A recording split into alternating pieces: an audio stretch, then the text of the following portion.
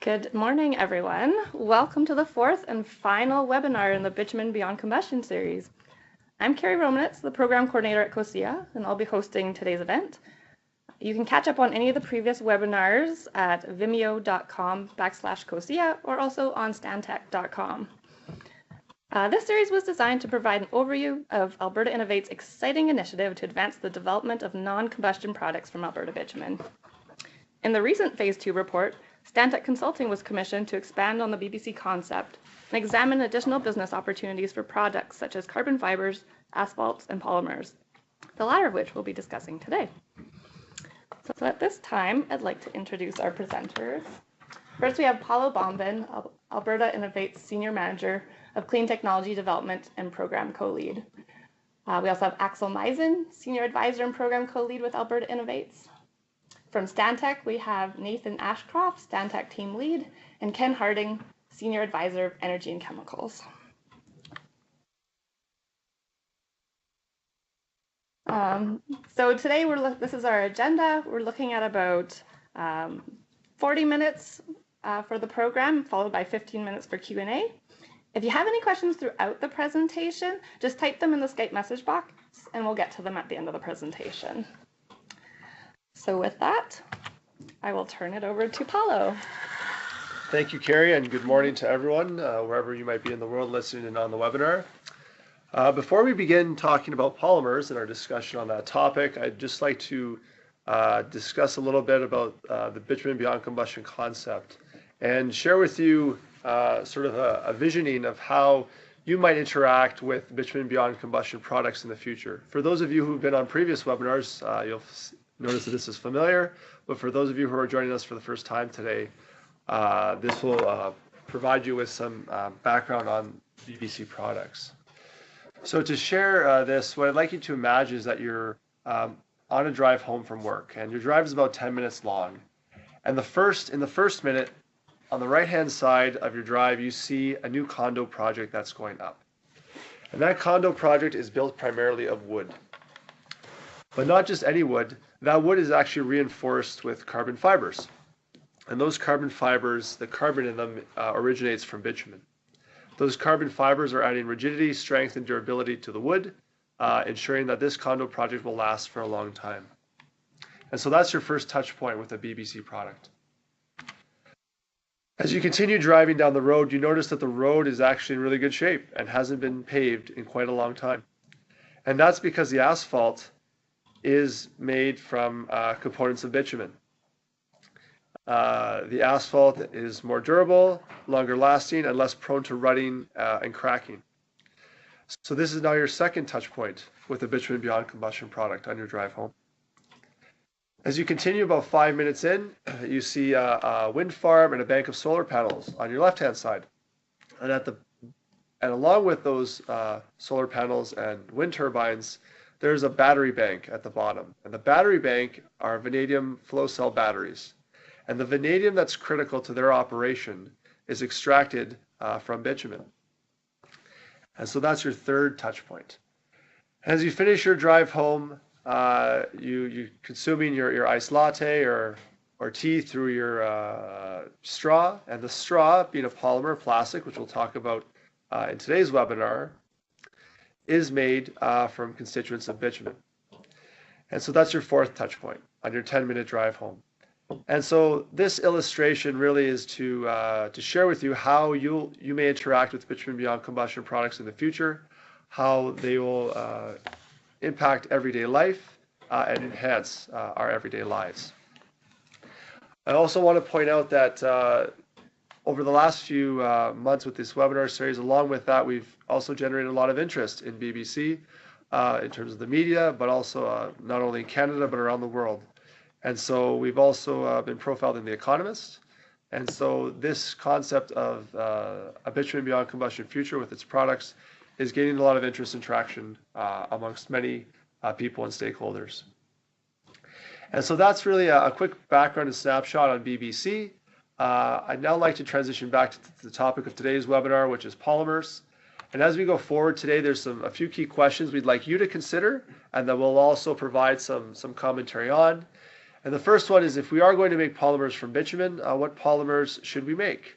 There's a wide range of polymers that are manufactured globally right now, and so which ones are best to target from bitumen? And once we've identified what polymers we'd like to make, how do we actually make them from bitumen? And that's another key question that we'll explore through today's discussion on polymers. And so with that, I'd like to pass the mic over to Ken from Stantec, who will take us through some polymer essentials. Thank you, Paolo. Good morning, all. In the next couple of slides, we're going to touch on polymer essentials. What are polymers? Maybe just as a start to this slide, just to highlight to the audience that the focus is on solid polymers, and that the terminology polymer and composites, sorry, not composites, but rather plastic, is used interchangeably. Very often the word polymer is used from a production perspective, and the word plastic is used from an end user perspective. As an example, where's my plastic bag? Where are polymers? Where do we experience them daily? Well, in short, plastics and polymers, they are synthetic material made from a single or combination of polymers with various additives such as pigments, UV stabilizers, and such like. We find application in the consumer, industrial, and medical applications, adhesives, bubblegum, carpeting, clothing, cosmetics, drill muds, flooring, furniture, hygiene products, specifically in packaging and beverage bottles and such like, all the way into water treatment. And really, polymers, be it a solid or a gel of some form, is an essential part of everyday life. What are polymers made of? Polymers are made of monomers, and the word monomer refers to one or a single unit. An example is shown on the right-hand side for styrene, and styrene is a monomer, is a liquid, but once polymerized, that is linked up with its fellow constituents into a long chain to create a polymer chain, it becomes a solid product. And two examples on the up right-hand corner is shown for polystyrene cups, and likewise in the construction industry. The exciting part about polymers is that the backbone, the chain length, can be varied depending on process conditions. You can have short, medium, long, and very long chains. And naturally, these long chains dictate the application in which the polymer finds itself. Where do polymers come from? There are three basic types: natural, semi-synthetic, and synthetic. And quite naturally, semi-synthetic forms a link between natural polymers and synthetic polymers.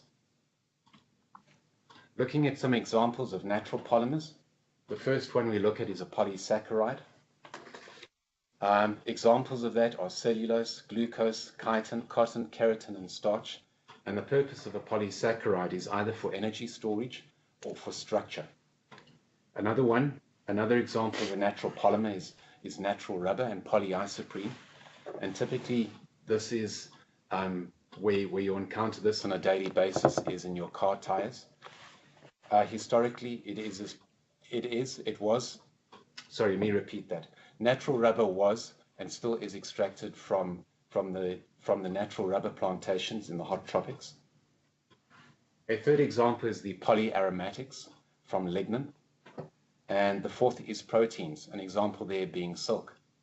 The additional purpose of this slide is to illustrate that amongst all the natural polymers, there are varying structures between them all, and these structures dictate the final application in which the polymer is used. Moving on to semi-synthetics, the first example, and only example we look at, is cellulose acetate. The feed here for cellulose acetate is a purified natural cellulose, either from cotton linters or wood pulp, and is then acetylated. The acetylation gives the product a particular end property. Cellulose acetate has been used for cigarette filters, Lego bricks in 1949 to 63, and probably the major use that we recognize of cellulose acetate is in photographic film by Eastman Kodak. Synthetic polymers played a very small role in the world back in the 1950s. Only 1.5 million tons, 2 million tons of it was produced. A significant amount, yes, but still trivial compared to the 380 million tons that is produced today, or around 2015. A key enabler of this has been the rapid development in synthetic chemistry and material science. Early examples of synthetic polymers were that of Tupperware at DuPont and likewise Teflon in 1938. If we look across at the synthetic polymers are produced from monomers, and the monomers in turn are produced from petrochemical feeds and intermediates.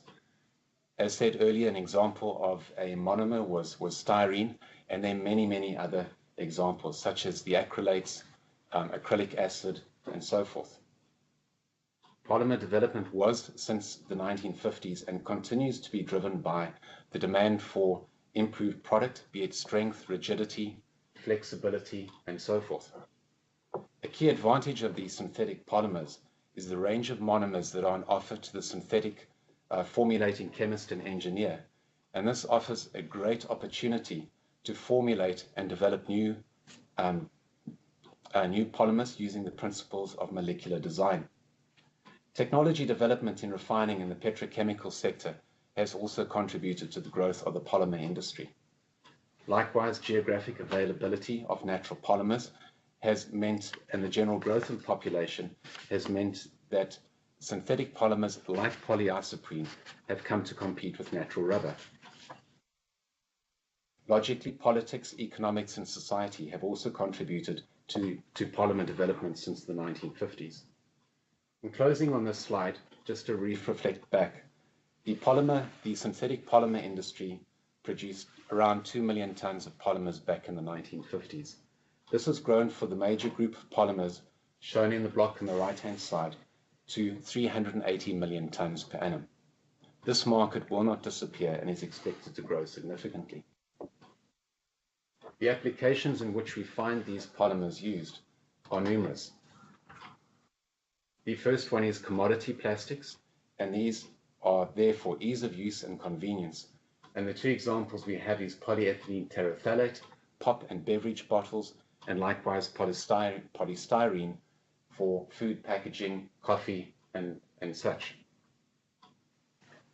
If we look at polymers with increased engineering and sophistication, with enhanced mechanical and thermal properties, we have PVC, polyvinyl chloride, used in the plumbing and piping sector, and then polycarbonate, used in the optical media industry.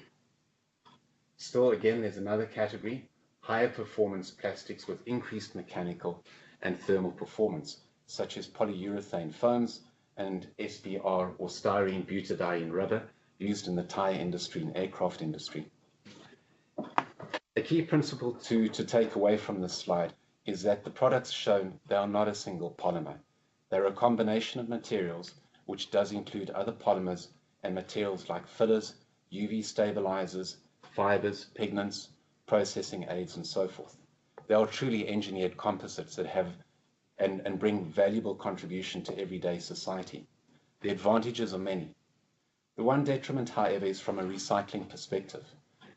This complexity of the composites does produce considerable challenges.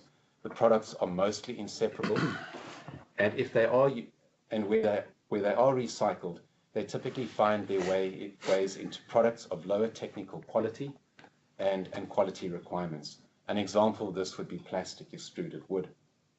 With that in mind, I'd like to hand over to Nathan Ashcroft that will take us through opportunities of polymers. Thank you. Thank you very much, Ken. So let's talk about the opportunity here. Plastics, polymers are parts of everyday life. So if we're sitting in an office right now, look at our computer screens, our TV screens, our desktops, parts of our chairs, in fact the carpets, we're surrounded by polymers in every part of our lives, and that's not changing. The global plastic market, polymer market, currently is sitting around 650 billion a year. It is a huge market, and there's elements that are missing from that. By our projection, using the growth rate of close to 4%, this is expected to grow to a $1 trillion market by 2030. This is a huge market, and we have the graph down below. What are the drivers for this? Well, as we have increasing population and urbanization and middle class and people coming online and wanting more things in the developing world, as well as ourselves who continue here in Canada wanting more stuff, as we call it. That stuff is usually plastic or polymers. It includes that. So this isn't changing. However, there are some things that are changing with respect to the environmental aspects and biopolymers, and I'll talk about that shortly. The different groups of polymers, if you look on the right-hand side of the slide, we've picked the top 8 groupings of polymers, from polypropylene down to polystyrene, and that there's approximately 407 megatons per year of those polymers. These are approximate numbers that line up with the graph. And what we did, just for reference, we did some rough approximation that if we were to produce all those polymers from bitumen, how much bitumen per day would that be? And I will emphasize this as a rough calculation. And it was around about 5.5 million barrels a day of bitumen, which is close to twice the amount that we currently produce. Life's not quite as simple as that, but just gives you a context of how much polymers there are around the world and its relation back to a source for making them. Some concerns with existing polymers. Let's talk about that. So, as we've been seeing of recent times, there's been a lot more government legislation, UN, around in Canada we've heard a lot about plastic waste. With this amount of polymers and an explosion and growth, as Ken alluded to earlier, we have some challenges. So we decided to pick up on a couple of different examples here to maybe illustrate some of these challenges. Beverage bottles, polyethylene terephthalate, PET, as it's shortly known. It's used widely. Why is it used widely? It's flexible, strong, light, non-toxic, 100% recyclable, but importantly, not biodegradable. And as this gets mixed with different forms of plastics, it's very difficult to recycle this. Look at the volume number here. Approximate numbers, 50 billion plastic water bottles from PET made in the US last year. 50 billion, that's a huge number. On average, it works out to be approximately 150 bottles per person. So you could do the calculation what that would be for Canada and around the world. We are talking about a huge challenge that's emerging in this world that we have that's surrounded by polymers. Waste globally, over 6 million tons of plastic waste that we're producing. That was up 2015. Approximately, and it is changing slowly, is 80% of that number is going to a landfill. So our world that wants all these great new products, we also have challenges that we need to address. Just another example here, something that we perhaps don't think about as much as plastic bottles, is carpets. We have them in office space, at home, all sorts of different places. And these are very complicated polymers. They have all sorts of different aspects to them, adhesives, anti-statistics, pigments, UV stabilizers. These are all different forms of polymers, and it's not biodegradable. And there's some numbers there around the European Union and the United States. Again, huge quantities of complicated polymers that what are we going to do with it? Well, two choices at this moment in time, essentially. Let's go to a landfill or we incinerate it. So there's some real challenges here. Let's talk about why there are challenges with it. So these polymers, they have forms of degradation, but those forms of degradation are pretty limited. They're either mechanical or chemical. Mechanical, if it's in a sea or a river, it's the wave motion breaking these components down, which you can imagine is over a long period of time. Similarly, from a chemical perspective, a microbial breakdown, whether it be aerobic or anaerobic, whether it be from sunlight, UV, or whether it be through thermal cycling, very cold temperatures and very hot temperatures. This takes a long period of time. So why is that? So when we design our polymers for different uses, and you look on the right-hand side for our homes, our vehicles, some aircraft and everyday use, we don't design these polymers to degrade. I mean, if we had a function for the polymers that I've mentioned, and after a year or two they start to fade away, whether it be a bicycle or a car or a house, we wouldn't be happy. So they're not designed that way. So modern polymers, as Ken alluded to earlier, these are very different to natural polymers. These are synthetic. They're largely, due to reasons I'll explain shortly, biochemically inert. And the degradability of these is the function of the chemical composition. And down below we have two samples on polyethylene, a synthetic polymer, and cotton. Polyethylene, here you can see the carbon backbone. That is very difficult to break down. It's somewhat biochemically inert, as opposed to the natural polymer, cotton here, that has a carbon-oxygen functionality that does break down.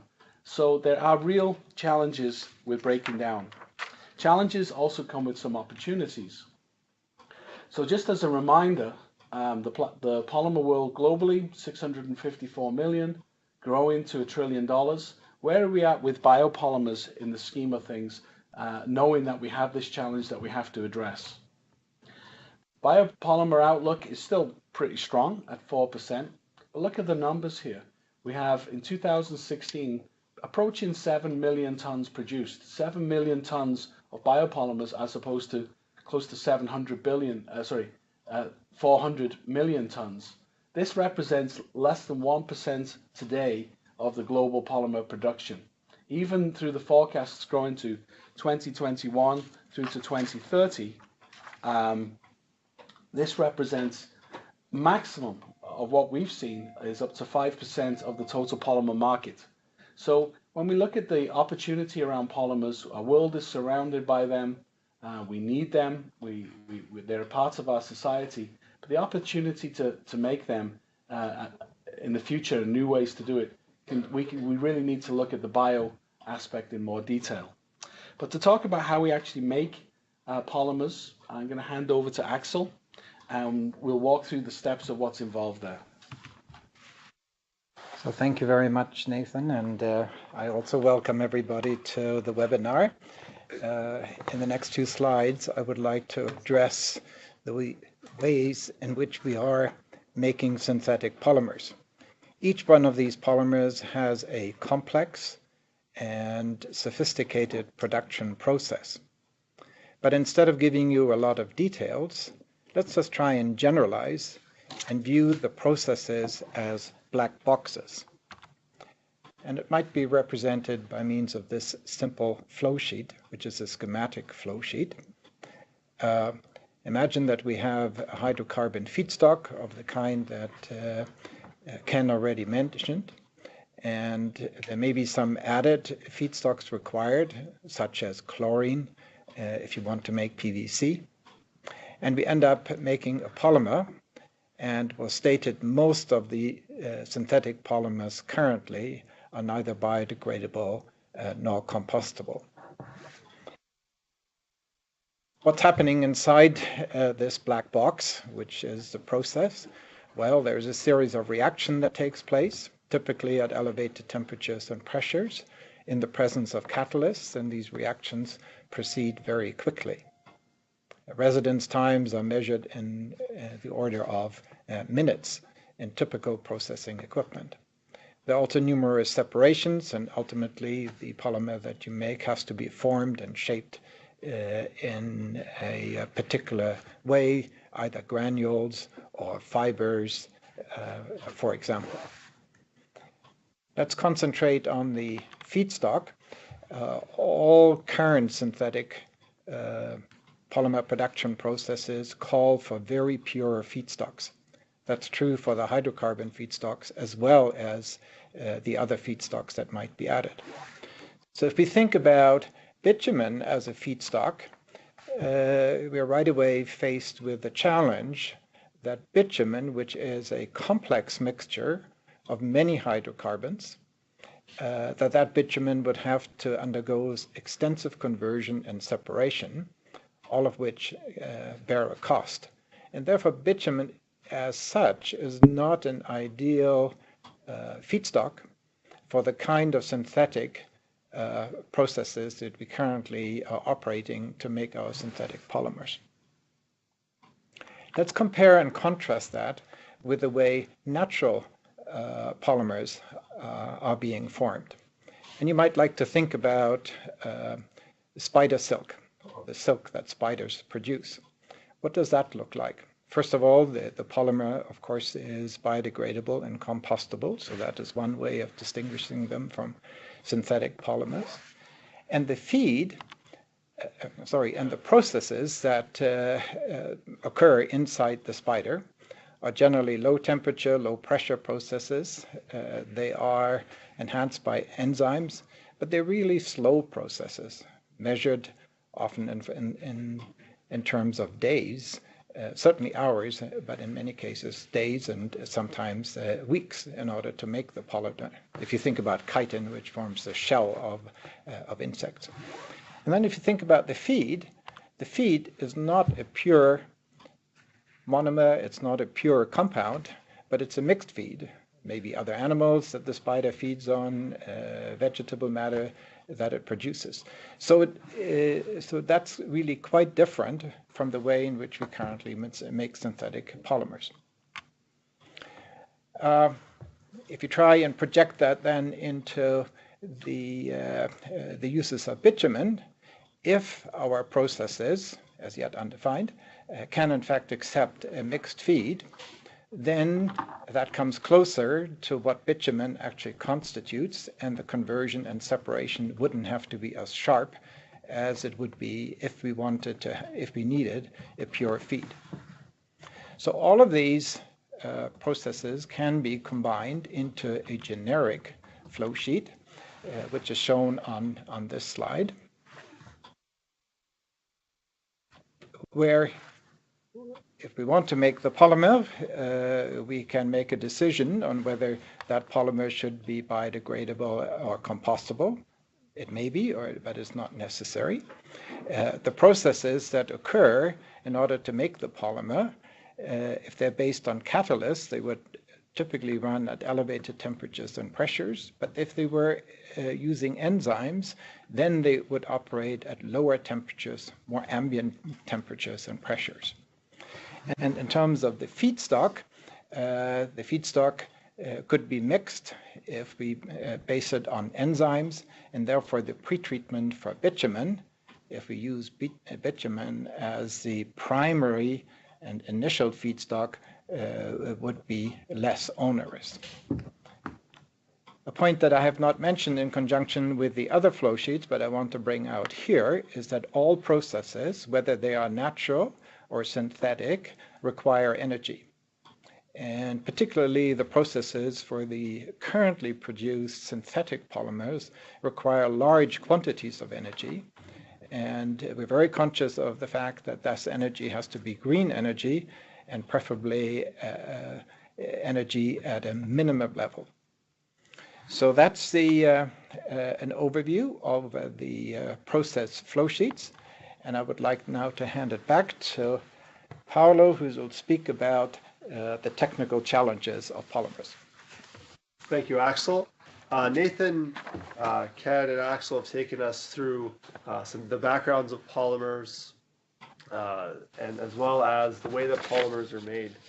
And Axel began to allude to the way polymers could be made from bitumen.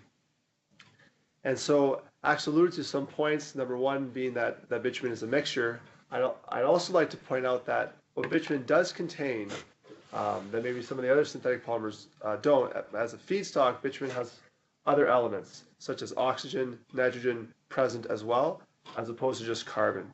And those oxygen and nitrogens are valuable, as Nathan pointed out, into leading to the biodegradability as well as the compostability. So that makes bitumen a very interesting feedstock from the perspective of potentially making polymers. But now, what are those technical challenges, though, that we face to make this a reality? And so I'd like to take you through a few of them. There are certainly more that you might imagine, but I'll take you through three of them on this slide. So the first one is around the choice of polymers. So as is indicated by Ken earlier, polymers have are really designed for purpose. So they have different properties and characteristics that meet the expectations of the end user. Those might be performance related, cost related, built in with reuse and recyclability, environmental and social acceptance. So the first thing we really need to consider is what type of polymers do we want to make from bitumen? If we pursue a conventional synthetic polymeric route, some of those expectations on the previous line might be inherently challenged, such as those around reuse and recyclability, as well as environmental and social acceptance. However, if we consider some of the unconventional synthetic polymers or pathways, such as the natural pathways that Axel alluded to, where polymers are cross-linked, maybe protein-based, have irregular monomeric patterns or random monomeric patterns, we may see more promise in meeting all of those expectations listed on the line above. So really that first question is, what is the polymer that we choose to make? And very much in line with that, then once that decision has been made, what pathway do we take to making these polymers? And the flow sheets that Axel related to for conventional synthetic polymers are quite well established, and the production of polymers from bitumen could be integrated with traditional bitumen refining potentially quite easily. Whereas for the unconventional synthetic pathways, many of those are largely undeveloped. And so it will take a lot of ingenuity and work from engineers, scientists, those on the line today, the broader community, to make that a reality. However, to make those unconventional synthetic polymers, that's the path we have to take. So that's really the second big challenge that we face when considering how to make polymers from bitumen. And the final one that I want to point out today is, Axel alluded to on his final slide, was that the energy input that's required for these processes. It's a significant energy requirement, but what is the actual quantification of that? That still needs to be done, as well as what are the corresponding environmental impacts and GHG emissions from that energy input into the system. And so that remains an additional challenge that we need to address in better understanding how to make polymers from bitumen. Now, there are others out there, other challenges that you may have thought of listening on the line today. And so if you have those, feel free to share them with us. We're always welcome to hearing additional challenges that we may not have considered in this process. And so with that, I'd like to transition to wrapping up the polymer portion of today's webinar by sharing some insights and conclusions. And so the first one I think that has been imparted on us today in this discussion is that the synthetic polymer industry is very large, it's global, and it continues to grow with the increasing population growth of the world and demand for materials from that increasing population. And so polymers are going nowhere anytime soon in terms of our use and need for them. And so with that, as we make synthetic polymers, that gives rise to environmental and other concerns, such as their ability to be reused and their ability to be recycled. And so those need to be taken into consideration as we go forward into a future with more and more polymers. And so we see that there's a potential now to create new polymers, those that are biologically inspired or demonstrating potential random monomeric ordering, and the processes to make them, may lead to the incorporation of bitumen into these polymers as a feedstock, and allow us to tap into that large potential for bitumen to be used as a feedstock for polymers. And so we really see this as an opportunity going forward, especially with a large and growing polymer demand over the coming years and decade. And so with that, that wraps up the polymer portion of today's webinar. As Carrie mentioned, this is also the final webinar in our 4-webinar series on bitumen beyond combustion. And to wrap it up and to share some insights across all 4 webinars, I'll hand it back to Axel to take us home. Okay, thank you, Paolo. So here are some closing remarks on our 4-part webinar series. The first really important point to recognize is that rising populations and prosperity drive demands for materials on a very large scale. These are materials that are necessary and desired for housing, vehicles, consumer goods, and you've heard about examples. The second point we would like to make is that producing these materials from bitumen, materials which we call BBC products, would also diversify Canada's oil sands sector with all the attendant benefits that has. The third key point is that BBC products pose a number of very interesting challenges and opportunities. We refer to them as fruitful business, scientific, technical, and environmental and social challenges fruitful in the sense that they are worthwhile, important to work on, and they're very satisfying from the point of view of meeting the needs of the citizens in Canada and around the world, but they're also very satisfying to work on from an intellectual challenge perspective. In these webinars, we have identified 4 major BBC product categories. And by major, we mean products that have the potential of requiring in excess of 100,000 barrels per day of bitumen on a regional and global basis. There are other product categories above and beyond these 4, but let me just recap the 4. The first one relates to carbon fibers and combination products of carbon fibers as they are combined with wood, polymer, and other materials. The second very large opportunity is presented by asphalts, particularly better asphalts. And within asphalts, we discuss the role of asphaltenes as well, which is a primary constituent of asphalts. And a really important challenge is the ability to transport asphalt over long distances without the asphalts remaining molten. And if we can achieve that, then we would have the ability to transport bitumen-based, oil sands bitumen-based asphalts to all parts of the world and meet the needs in Asia and Africa and Latin America in a much more direct way than what we currently experience, where asphalt transportation is by and large regionally confined. Very little asphalt goes offshore North America from the refineries that we have here. The third major category is polymers, and that of course was the subject of today's webinar.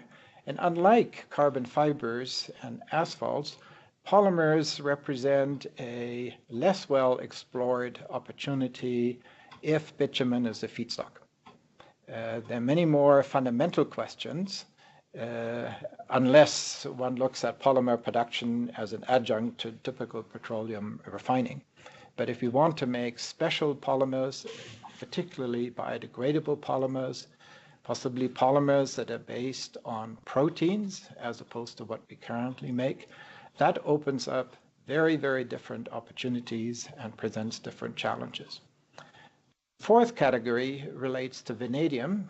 We didn't run a webinar on vanadium, but vanadium is a constituent in bitumen, and if extracted, it provides an opportunity for large-scale storage of electricity in something that is called redox flow cells.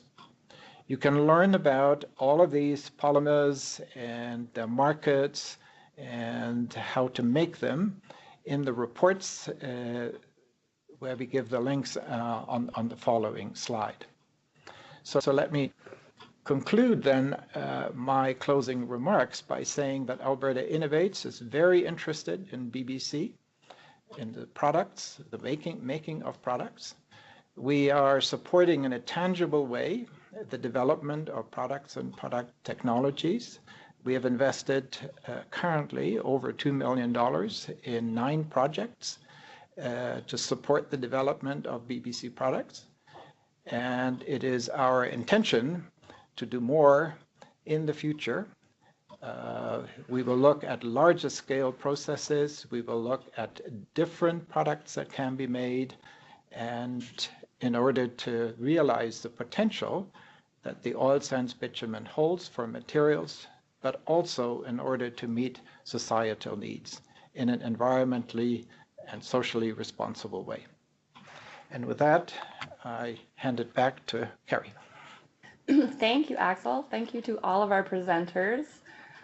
Just before we move into Q&As, I just wanted to remind everyone that all of these webinars are available on vimeo.com/COSIA and on stantec.com.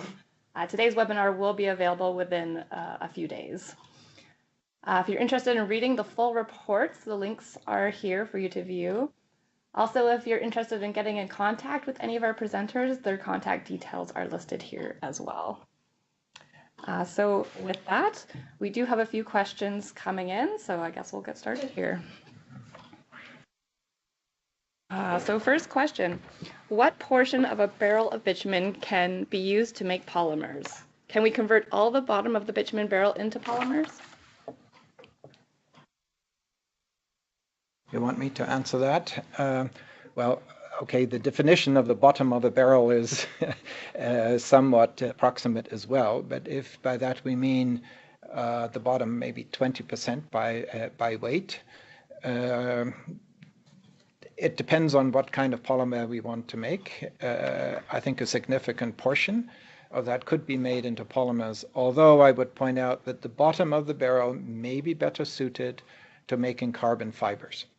And you can actually think about carbon fibers being a polymer, although not the polymer of the kind that we, in the plastic sense, but it is a polymeric material.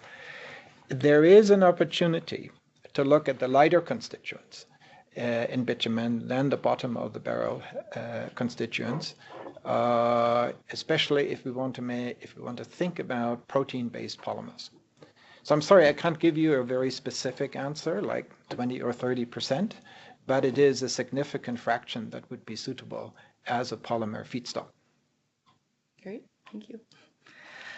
We heard in an earlier webinar about adhesives and composite or engineered wood. Can bitumen-derived polymer components be targeted to the recycling market of other consumer-sourced plastics? Can bitumen-sourced components become fillers and additives to create recycled plastic materials? That's a big question. Kerry, would you mind repeating it again? Sure. So we heard in an earlier webinar about adhesives and composite or engineered wood.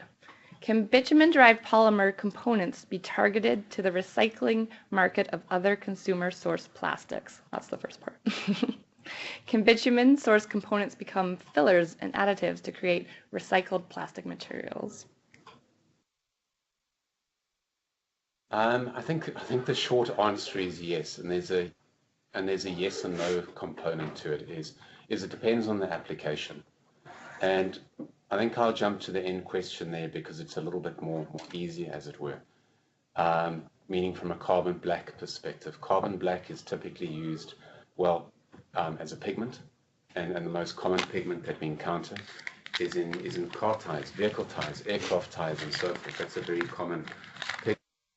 But even within the realm of the carbon black that goes into that application, it is a very sophisticated product. It is not a straight drop-in product. To the first part of the question, could it be used in other areas? No doubt it could. It would require its own independent investigation. Maybe I could comment on the adhesive part of the question. I think there are likely constituents in bitumen that could become good precursors for adhesives. We haven't really explored it. And on a tonnage basis, that may in fact not approach the 100,000 barrels a day or more than that we have been looking at. But they can represent very high value products. The other way to respond to your question is to go back to asphalts. When we speak about asphalts, we're really speaking about asphalt binders, and it is that binder that causes the adhesion between the aggregates or the granular material. So there is an example of an adhesive, although I think the questioner was probably thinking about adhesives not in the form of asphalts, but it demonstrates that there are constituents in bitumen right now that are in effect being used as adhesives, and the example is asphalts. Thank you. The next question has 3 parts to it, so take it one at a time. What is the global breakdown of revenues and profits by market segment? We don't have access to all that information right now, but we had the breakdown of the different polymers on their tonnage basis we provided in the phase 2 report and in this presentation. The profitability of those elements, I suppose that would depend on a number of different parts. Does anybody want to add to that? But what we do know is most of them are still growing, so they must be profitable in that respect. There are a number of proprietary reports that are produced by different industry and consulting groups. For example, if you wanted to look at the profitability of polyethylene or polystyrene, that is available, but it is but even that is aggregated, and we just presented the overall numbers for the collection of these polymers. Okay, great. Is 3.9% growth rate realistic given current environmental concerns? I think it's going to be challenged, and I think we alluded to, and to be honest, the biopolymer element of where this question I think is headed is a presentation series all unto itself. So I think there's more pressure for people to be producing more biopolymers. So going into some specifics, is 50 billion plastic bottles in the US sustainable and a challenge going into the future? I believe so. So I think there's going to be, there are a few initiatives to look at substitutes on a biopolymer biodegradable option. Anybody want to add anything? Yeah, I'd add to that, Kerry, that it is a very good philosophical question. Whether the 4% is realistic or not, that suggests a mechanism, a feedback loop into the polymer industry, that the polymer industry throttles back, that society throttles back. I don't see that happening. But I do see pressure happening increasingly from an environmental perspective, and we've seen that increasingly happen. I think it was 2017 in December, where China said, we don't want waste recycled plastics being sent to us anymore.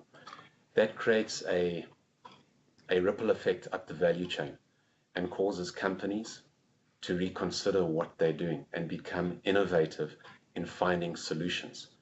So I don't see that growth disappearing, but there has to be, and there must be, a ripple effect. If you look at a broader detail of companies active in biopolymers, there are numerous examples across the world. This is not a subject that is quiet. It may be quiet to the public, but within the technical domain, it is a very active area that is receiving attention.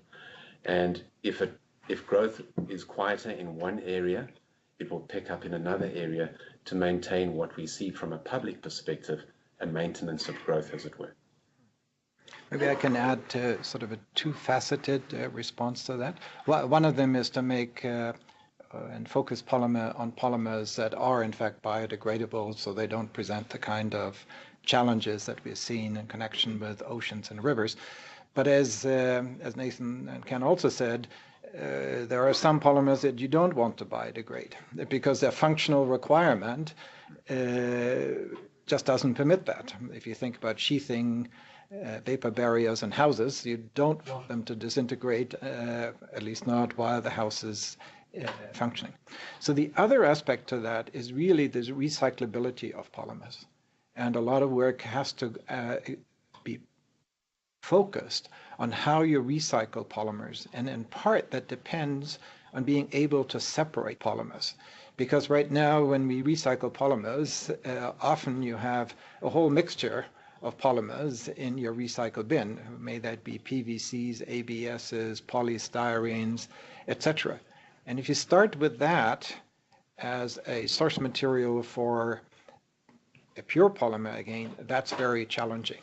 So the recyclability issue becomes very important, and that's partly dependent on being able to separate polymers into their different constituents. If we could get a sharp separation of a polymer mixture and we end up with just pure polyethylene in one stream and pure polypropylene in another stream, that gives you the opportunity for recyclability to a much greater extent than what is currently the case. And there are some interesting technical, scientific, and logistical questions in that respect. Thank you.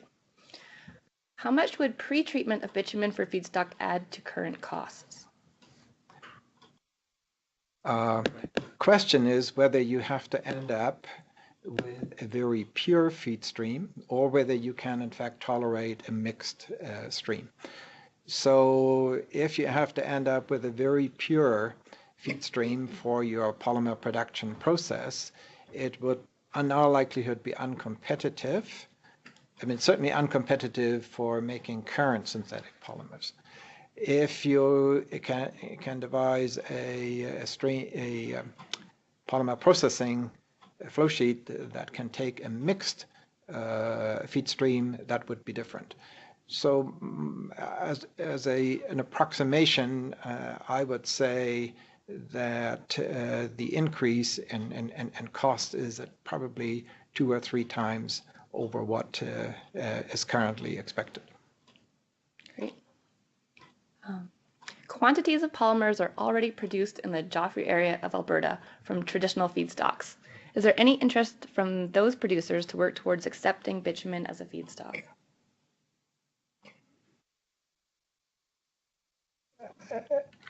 Do you want to? So certainly the petrochemical sector in the province and the polymer industry is quite important to Alberta, and we are very interested in engaging with our polymer industry in the province, and that is something that Alberta Innovates is currently undertaking as part of the BBC concept and program. Yeah, and I think our polymer producers in the Joffre area, in fact, are an example of companies that have been very innovative. There was virtually no polymer production in the 1950s, and if you go back to the chart that Nathan showed you, over that period of time, they have built world-scale polymer production processes, and in fact are supplying the world. The question is, will they be able to accept bitumen as a feedstock? That's one question. The other question is, are there other polymers to be made than the ones that are currently being made, where bitumen feedstock is more conducive? And I think that's probably the primary question that deserves looking at, because it opens up different opportunities and has a completely different cost structure. Great, thank you. I would expect that polymer production facilities are specialized by range of hydrocarbon feedstock, but to what extent? They are highly specialized. In most cases, well, in many cases, the feedstocks are in fact natural gas liquids. Ethane, propane are typical examples. And in other cases, they are tied in with refinery processes where the refineries have as one of the early steps a cracking step that produces as a byproduct ethylene and other hydrocarbons that are conducive to be separated and then form the feedstocks. There are some dedicated facilities where you use conventional petroleum in order to make polymers, but that's a rare situation. The integrated approach is the typical approach. Okay, great. Will there be a webinar about vanadium for electric storage? Under consideration, I think. We are demand oriented. If you could indicate that you have an interest, we certainly have enough material to run a webinar. We would be pleased to do that. There is also there are 2 projects that Alberta Innovates has supported that relate to vanadium. One being carried out right now that looks at the use of vanadium in redox flow cells. Paolo, do you want to add? I think you've covered Okay, well, Axel. Just very briefly on that, vanadium is getting more and more attention. Last year, the U.S. designated vanadium along with 34 minerals as key strategic minerals for the future. So we've seen since we've finished the phase 2 report, a lot of interesting questions around vanadium. So I think as a group, we'll take that away and perhaps look at another webinar around vanadium. It could be something to do. Good suggestion. The last question we have so far, can carbon-carbon composites be produced from bitumen? Carbon-carbon constituents, I assume the question is asking indirectly about carbon fiber. I think so. And in theory, yes, it can. And there is development work to that effect. And Alberta Innovates, you'd like to comment at all about your studies? We have several projects currently underway that look at asphaltenes, which are the primary constituent of the bottom of the barrel, as Nathan refers to it. Asphaltenes is a potential feedstock for carbon fibers. The work is done on a bench scale level, and it's actually quite promising. That is to say, you can make raw fibers that have properties of the kind that you're looking for. Whether you can make the same high-performance carbon fibers that you can make from polyacrylonitrile, for example, the kind of fibers, carbon fibers that you find in aircraft components and skateboards and skis and golf clubs remains to be seen. But there are many applications where these very high performance carbon fibers are in fact not necessary. They're desirable but not necessary. And in our second webinar, we explored that a little bit. Good example of that would be the addition of carbon fibers to concrete and carbon fibers to wood products. Very good example. Great. Well, with that, if we don't have any other questions, we will close off our webinar. Thank you everyone for joining. Have a great afternoon. Right. Thank you. Okay. Thank you all. Thank you. Thank you, Kerry.